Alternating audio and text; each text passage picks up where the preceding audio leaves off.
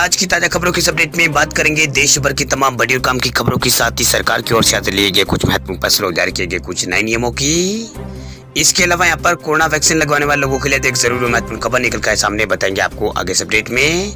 इसके अलावा अभी क्लिक में मिलेगी इलेक्ट्रिक व्हीकल से जुड़ी सारी जानकारी। सरकार ने लॉन्च किया है ईवी पोर्टल।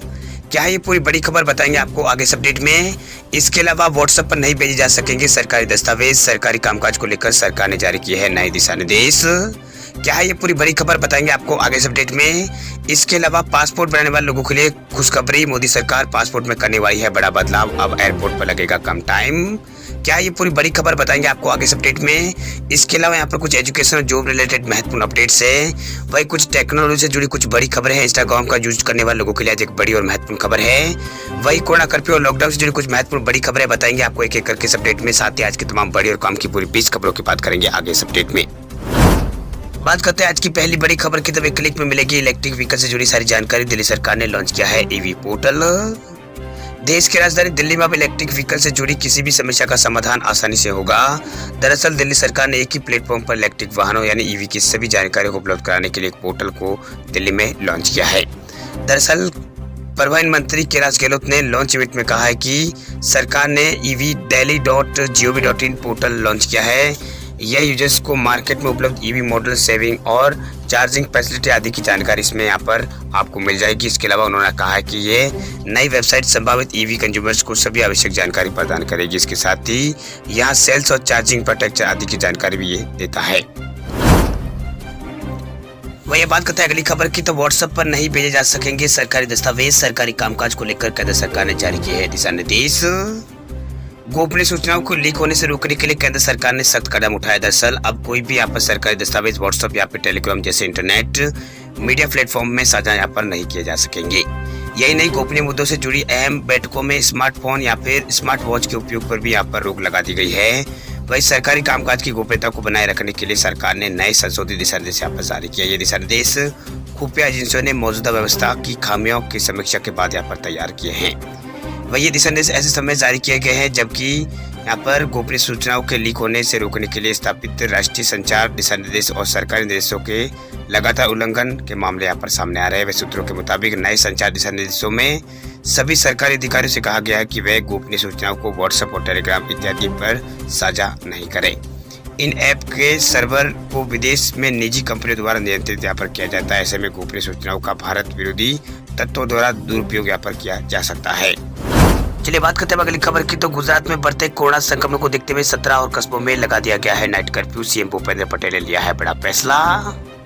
गुजरात में कोरोना के बढ़ते मामलों के बीच सरकार ने नाइट कर्फ्यू यहाँ पर लागू कर दिया। दरअसल 8 बड़े शहरों के बाद अब 17 और कस्बों में नाइट कर्फ्यू लागू कर दिया गया। ये फैसला राज्य के सीएम भूपेंद्र पटेल ने यहाँ पर कोरोना समीक्षा बैठक के दौरान यहाँ पर लिया है। फिलहाल आनंद और नडियाद के अलावा अहमदाबाद, वडोदरा, सूरत और राजकोट, जामनगर, जूनागढ़, भावनगर, गांधीनगर में नाइट कर्फ्यू लागू है। वे बढ़ते संक्रमण को देखते हुए 17 और कस्बों में यहाँ पर नाइट कर्फ्यू लागू करने का फैसला लिया है। आपको बता दें गुजरात में यहाँ पर कोरोना संक्रमण के मामलों में लगातार बढ़ोतरी हो रही है। वही पिछले 24 घंटों में यहाँ पर 1000 से अधिक नए मामले सामने आए। वही 16 लोगों की मौत हुई है। बढ़ते संक्रमण के बीच गुजरात सरकार अब सख्ती बरत रही है और यहाँ पाबंदियां और भी गुजरात सरकार ने सख्त कर दी है। वही गुजरात सरकार ने 8 बड़े शहरों के साथ साथ 17 और कस्बों में नाइट कर्फ्यू लगा दिया, जिससे संक्रमण पर लगाम गुजरात में लगाई जा सके। चलिए बात करते हैं अगली खबर की, तो कर्नाटक सरकार ने भारी दबाव में हटाया है वीकेंड कर्फ्यू। अब अन्य सभी पाबंदियां रहेगी जारी। कर्नाटक सरकार ने शुक्रवार को वीकेंड कर्फ्यू को हटाने का फैसला यहाँ पर किया है, जिसे कोविड-19 संक्रमण के बढ़ते मामलों को नियंत्रण करने के मकसद से लगाया गया था। हालांकि रोजाना रात 10 बजे सुबह 5 बजे तक नाइट कर्फ्यू राज्य में जारी रहेगा। वही रेस्टोरेंट और अन्य स्थानों में 50% क्षमता और अन्य सभी कोविड का जो गाइडलाइंस है यानी पाबंदियां वगैरह है वो यहाँ पर जारी रहेगी। वे मुख्यमंत्री बसवराज बोम्मई ने यहाँ पर राज्य में कोविड-19 की स्थिति और इसकी रोकथाम के लिए लगाई गई पाबंदियों का आकलन करने के लिए विशेषज्ञों और अपनी सरकार के वरिष्ठ मंत्रियों और अधिकारियों के साथ एक बैठक यहाँ पर की।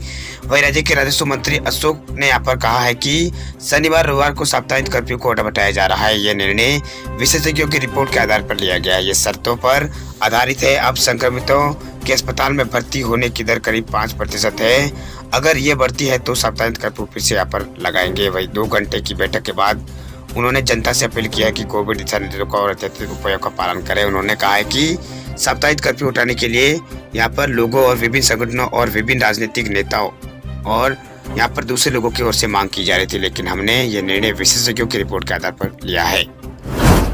चलिए बात करते हैं अगली खबर की। तब मोदी सरकार पासपोर्ट में करने वाली है बड़ा बदलाव, एयरपोर्ट पर अब लगेगा कम टाइम, आ रही है नई तकनीकी। आज पासपोर्ट एक अहम डॉक्यूमेंट में से एक बन गया है। यही वजह है कि सरकार ने पासपोर्ट बनवाने के नियमों को काफी सरल बना दिया है।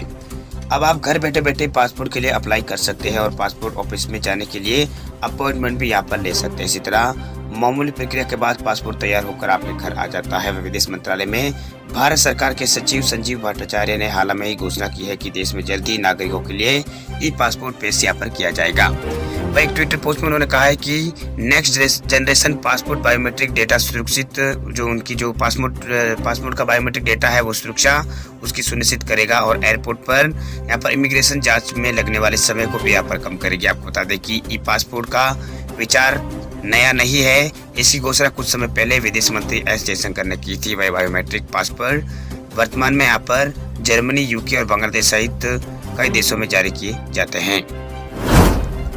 चलिए बात करते हैं अगली खबर की। तो इंडिया गेट पर लगेगी नेताजी सुभाष चंद्र बोस की भव्य मूर्ति, पीएम मोदी ने किया है ऐलान। प्रधानमंत्री नरेंद्र मोदी ने ऐलान किया है कि इंडिया गेट पर नेताजी सुभाष चंद्र बोस की मूर्ति लगाई जाएगी। पीएम मोदी ने ट्वीट करके ये जानकारी दी है। पीएम मोदी ने यह ऐलान उस वक्त पर किया है जब भारत सरकार ने इंडिया गेट पर अमर जवान ज्योति पर जलने वाली लौ को नेशनल वॉर मेमोरियल की लौ के साथ यहाँ पर विलय करने का फैसला किया है। इस फैसले पर कांग्रेस समेत विपक्षी दलों ने केंद्र सरकार को यहाँ पर निशाने पर ले लिया है। वही पीएम मोदी ने ट्वीट करके कहा है कि ऐसे समय में जब पूरा देश नेताजी सुभाष चंद्र बोस की 125वीं जयंती मना रहा है, तो मुझे बताते हुए खुशी हो रही है कि नेताजी की ग्रेनाइट से बनी भव्य प्रतिमा इंडिया गेट पर स्थापित की जाएगी। ये उनके प्रति भारत की कृतज्ञता का एक प्रतीक होगा। वही बात करते हैं अगली खबर की। तो वैक्सीन पर नई गाइडलाइन जारी, कोरोना संक्रमित व्यक्ति स्वस्थ होने के 3 महीने बाद लगवा सकेंगे टीके। केंद्र सरकार ने कहा है कि संक्रमित पाए गए व्यक्तियों के टीकाकरण में 3 महीने की देरी होगी। इसमें यहाँ पर एहतियाती खुराक भी यहाँ पर शामिल है।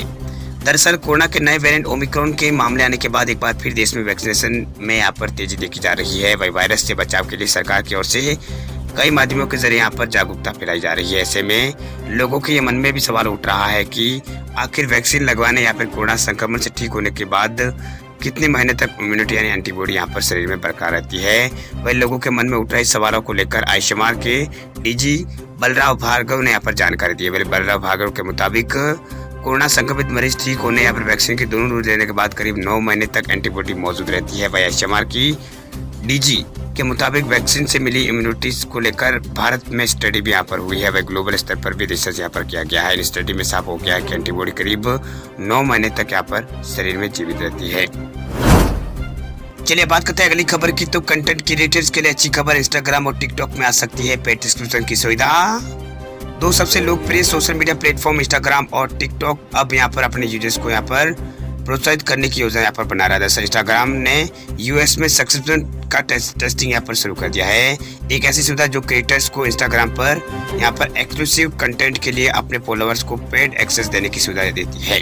वही इसी तरह टिकटॉक पेड सब्सक्रिप्शन की टेस्टिंग यहाँ पर कर रहा है, जो क्रिएटर्स को यहाँ पर एक्सक्लूसिव कंटेंट को एक्सेस यहाँ पर देगा। वह इंस्टाग्राम ने अपने टेस्टिंग स्टेज की शुरुआत केवल 10 क्रिएटर के एक छोटे ग्रुप के साथ यहाँ पर की है। हालांकि कंपनी का कहना है कि वह आने वाले हफ्तों में ट्रायल में और क्रिएटर्स को ऐड यहाँ पर करेगा।